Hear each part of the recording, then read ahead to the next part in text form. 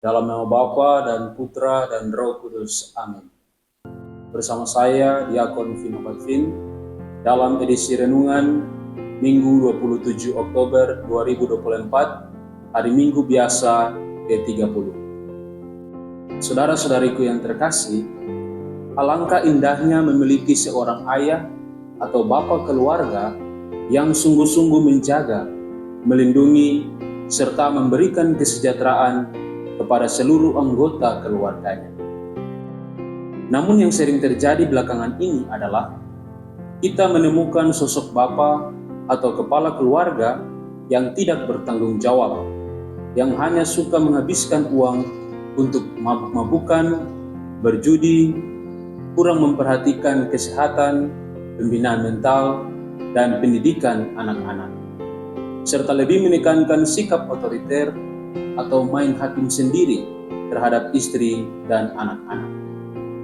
Tidak heran, banyak terjadi perpecahan dalam rumah tangga sampai berujung pada perceraian. Saudara-saudariku yang terkasih dalam Tuhan kita Yesus Kristus, pada hari Minggu biasa yang ke-30 ini, bacaan-bacaan kitab suci, baik dari perjanjian lama maupun perjanjian baru, semuanya menitik beratkan pada cinta kasih dan pengorbanan yang bersumber pada diri Yesus Kristus. Dalam bacaan pertama dari kitab Nabi Yeremia, kita melihat bagaimana Allah sebagai Bapa kaum Israel telah menyelamatkan umatnya dari pembuangan.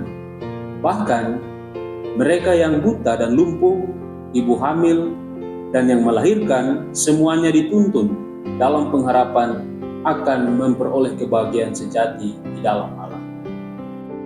Dalam bacaan kedua pun, Ibrani melukiskan bagaimana seorang imam agung yang dipilih dari antara manusia ditetapkan bagi manusia dalam hubungan dengan Allah.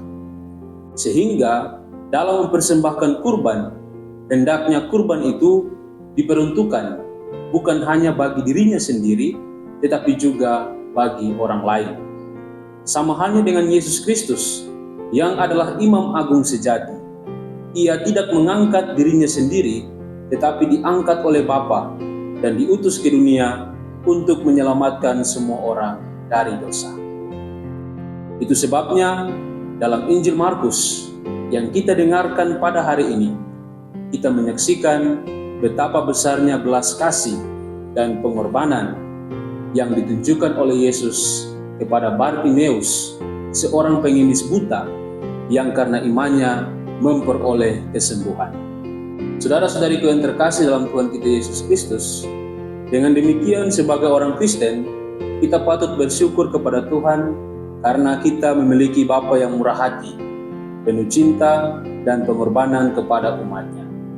Ia rela meninggalkan keagungan kerajaan surga dan turun ke dunia agar memastikan umatnya tidak jatuh binasa, melainkan memperoleh ketenangan, kedamaian, sukacita, dan berkat-berkat yang berlimpah.